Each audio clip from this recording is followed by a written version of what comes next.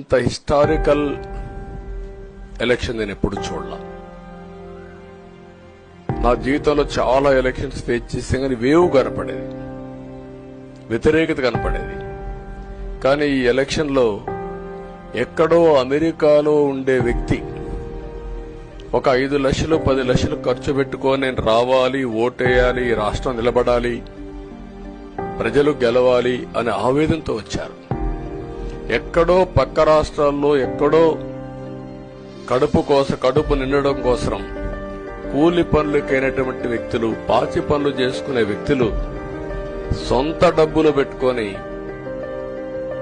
నేరుగా ఇక్కడ railway station లో చూస్తే, బస్ స్టాండ్ లో చూస్తే భోజనం కూడా ప్యాక్ చేసుకొని తీసుకొచ్చి ఇక్కడ భోంచేసి ఓటేసే పరిస్థితికి వచ్చారు.